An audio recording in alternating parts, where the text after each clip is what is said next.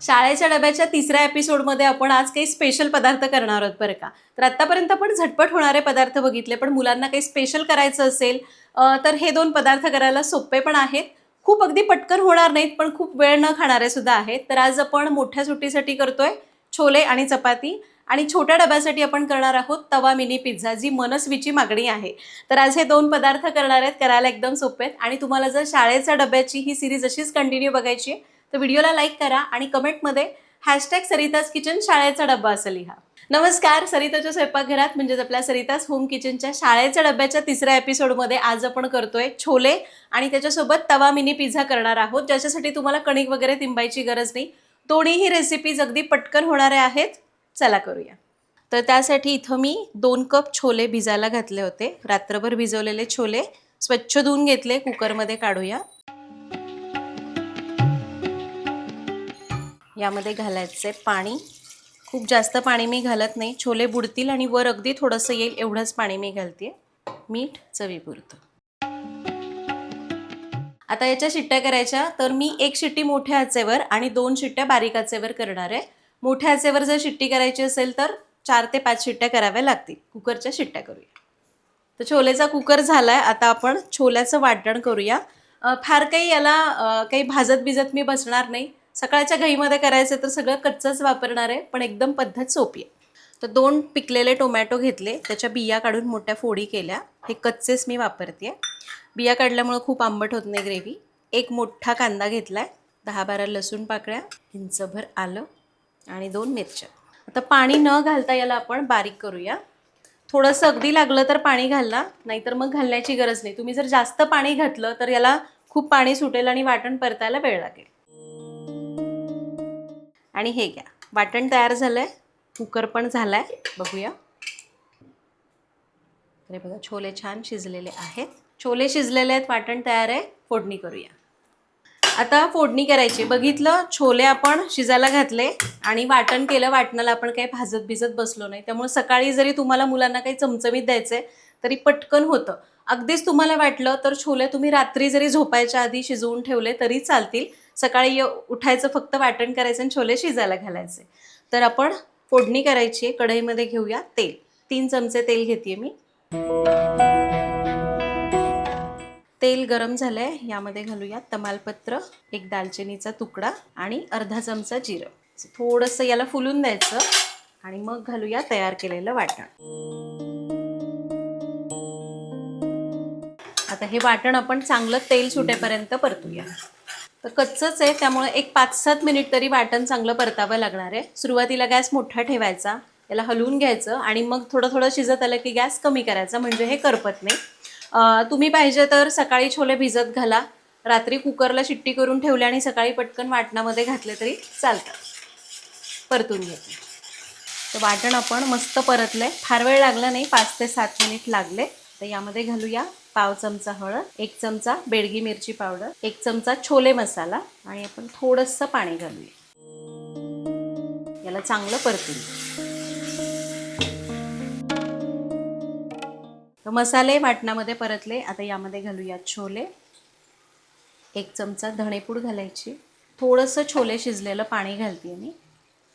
आता इथं हे डब्याला द्यायचे आहेत म्हणून मी पाणी कमी घातलं आहे, म्हणजे मी अगदी अंगापुरती ग्रेव्ही करणार आहे. तुम्हाला जर अशी भरपूर ग्रेव्ही पाहिजे तर छोले शिजलेलं सगळं पाणी घातलं तरी चालणार आहे. याला आपण आता मिक्स करून घेऊया. आपण छोले शिजताना मीठ घातलं आहे, त्यामुळं मला आत्ता परत वेगळं मीठ घालण्याची गरज वाटत नाही. तुम्ही थोडंसं चाखून बघा आणि लागलं तर मीठ घाला. तर हे बघा, आपण याला मिक्स करून घेतलं आहे. याला चांगली उकळी आली. आता यावर झाकून ठेवूया आणि एक 4 ते 5 मिनिटं मंद आचेवर असंच ठेवून घेऊ. अगदीच वाटलं तर मध्ये 1-2 वेळा हलवून घ्या. तर आपले छोले एका बाजूला शिजत आहेत, तोपर्यंत आपण छोट्या सुट्टीसाठी एक पदार्थ करतोय. हा मी आधी पण शेअर केला होता, तवा मिनी पिझ्झा. तो कसा करायचा ते बघूया. तर त्यासाठी मी 1 वाटी गव्हाचं पीठ घेतलं आहे. पाऊण ते 1 वाटी दही लागणार आहे. चवीपुरतं मीठ घालायचं आणि याला मिक्स करायचं. खरं तर जेवढं गव्हाचं पीठ घेतो ना तितकंच दही आपण घेतलं तरी चालतं. आता माझ्याकडे दही थोडं कमी आहे म्हणून मी पाऊण वाटीच दही घेतलं. तुम्ही पाहिजे तर 1 वाटी गव्हाच्या पिठाला 1 वाटी दही घेतलं तरी चालेल. मग अशा वेळी ना पाण्याचा वापर थोडा कमी करावा लागतो, किंवा दही खूप पातळ असेल तर शक्यतो पाणी वापरावं लागत नाही. पण पहिल्यांदा काय करूया, आपण याच्यातल्या गुठळ्या आधी मोडून घेऊ, लगेच पाणी घालायचं नाही. तर थोडंसं याला मी असं दह्यामध्ये मिसळून घेतलं. आता थोडं थोडं पाणी घालू आणि याला गुठळ्या मोडत मोडत असं आपलं इडली डोशाचं बॅटर कसं असतं तसं बॅटर करून घेऊ. आणि हे बघा, याला आपण असं चांगलं फेटून घेतलं आहे. आता यामध्ये आपण घालूया अर्धा ते पाऊण टीस्पून बेकिंग पावडर. याला मिक्स करूया. बेकिंग पावडर घालून याला आपण मिक्स करून घेतलं. हे बघा, हे असं मिश्रण झालेलं आहे. त्याचबरोबर इथं मी काही आवडीच्या भाज्या कापून घेतलेल्या आहेत. पीठ तयार झालं आहे, भाज्या पण कापून घेतल्यात. लगेच पिझ्झा करूया, अगदी एक 5 मिनिटामध्ये तयार होईल.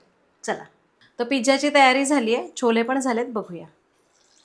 तर हे बघा, आपले छोले तयार झालेले आहेत. अगदी थोडीशी अंगाशी मी ग्रेव्ही केलेली आहे. सगळ्यात शेवटी यावर घालायची चिरलेली कोथिंबीर. याला मिक्स करायचं आणि गॅस बंद करूया. तर बरोबर अर्धा तास लागला मला छोले करायला. आणि ते अर्धा तास छोले होत होते तोपर्यंत मी सगळी पिझ्झाची तयारी करून घेतली. आता पिझ्झा करूया. तर तवा गरम करत ठेवला आहे, त्यावर थोडंसं तेल घालायचं. शक्यतो याला डोसा तवा वापरा, नॉनस्टिकचा असला तरी चालतं. हे तेल आपण असं पुसून घेऊया. तर तवा आपला तापला आहे व्यवस्थित. आता आपण यावर छोटे छोटे पॅनकेक सोडायचे. खूप जाड नाही करायचं, थोडं पातळच ठेवायचं.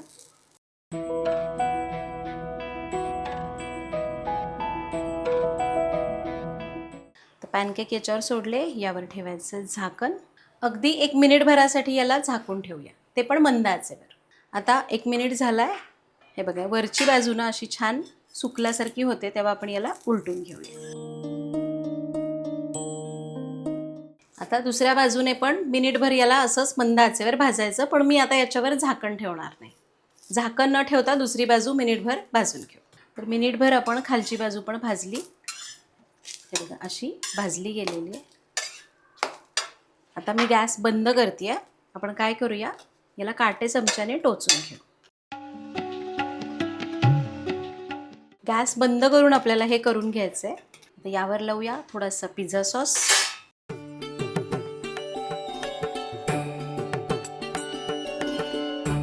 चीज घालायचे. पिझ्झासाठी जे वापरतो ते चीज घ्या. तुमच्याकडे जर पिझ्झा चीज नाही आहे तर जे आहे ते चीज तुम्ही वापरू शकता.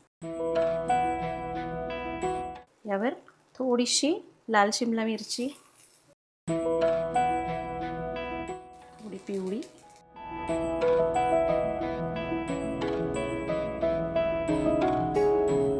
थोडेसे स्वीटकॉर्न घालते मी,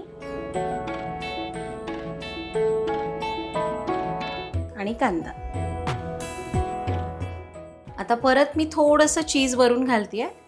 किंवा तुम्हाला जर आवडत नसेल, खूप जास्त चीज नको आहे, तर तुम्ही नाही घातलं तरी चालेल. आता थोडंसं ऑरेगॅनो, अगदी एक अर्धी चिमूट, थोडा रेड चिली फ्लेक्स. तुम्ही पाहिजे तर एक करू शकता. असेच एक 7-8 पॅनकेक्स तयार करून घ्या, किंवा तुम्हाला जेवढे बनवायचे तेवढे पॅनकेक्स एकदाच तयार करून घ्या. सगळं असं एकत्र त्याच्यावर टॉपिंग करा. आणि मग आता पुढे आपण याला बेक कसं करायचं ते बघूया. तर आता मी गॅस परत चालू करते. गॅस आपण कमीच ठेवला आहे. याच्या बरोबर मधोमध पाण्याची वाटी ठेवायची. म्हणजे काय होतं ना, हे वरचं चीज व्यवस्थित मेल्ट होतं. यावर झाकण ठेवायचं आणि याला 1 ते 2 मिनिटं मंद आचेवर ठेवायचं. याने काय होतं, खालची बाजू छान क्रिस्पी होते आणि वर छान ते चीज मेल्ट होतं आणि अगदी मिनी पिझ्झासारखं लागतं. फार झंझट नाही आहे. तर खूप सोपं. म्हणजे आपण काय केलं, आज छोले केले. तर छोले ऑलरेडी जर तुम्ही शिजवून घेतले तर फक्त वाटण करून त्याला ग्रेव्हीमध्ये टाकायचे. ते होत आहेत तोपर्यंत आपण सगळी तयारी करून घेऊ शकतो. आणि छोले शिजत आहेत तोपर्यंत पॅनकेक्स करून घ्यायचे. अशा पद्धतीने जर तुम्ही हाच मेनू थोडंसं काही मुलांना स्पेशल द्यायचं ठरवलं आहे तुम्ही, तर हा मेनू करू शकता. अगदी खूप घाईच्या वेळी म्हणणार नाही, पण कधी जर तुमच्याकडे वेळ आहे, एक तासभराचा वेळ असेल सकाळच्या डब्यामध्ये, तर हा मेनू करायला अगदीच सोपा आहे. 2 मिनटं याला असंच ठेवूया. 2च मिनिट मंद आचेवर ठेवलं होतं. मस्त पिझ्झा तयार झालाय, या दाखवते. हे बघा, चीज पण छान मेल्ट झालंय आणि खालूनही पिझ्झा मस्त क्रिस्पी झालाय. काढून घेऊया.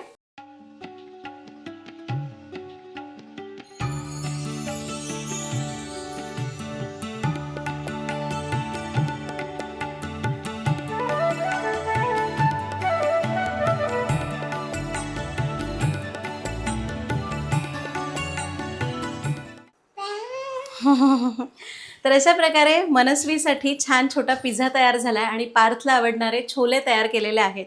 दोन्ही पदार्थ जर थोडासा वेळ खाणार आहेत, पण त्यातही एक माझं झटपट व्हर्जन तुमच्यासोबत शेअर केलं. जेव्हा मला पटकन छोले करायचे असतात, मी अशा पद्धतीने करते, फार काही भाजत न बसता. छान लागतात छोले. तर तुम्ही पण या पद्धतीने, कधी तुम्हाला मुलांना काही स्पेशल डब्यामध्ये द्यायचं असेल, तुमच्या मुलांना जर 2 डबे द्यावे लागतात, तर अशा पद्धतीने हे कॉम्बिनेशन करू शकता. किंवा बाकीच्या पण रेसिपीज मी शेअर केलेल्या आहेत. कधी ह्यातलं एक त्यातलं एक असे दोन्ही कॉम्बिनेशन करून देऊ शकता. तर तुम्हाला जर ही शाळेचा डबा सिरीज आवडत असेल, जी आपण 4 वर्षांपासून करतोय, तर व्हिडिओला लाईक करा आणि कमेंटमध्ये # शाळेचा डबा सरिताज किचन असं लिहा. भेटूया पुढच्या भागात. Happy cooking.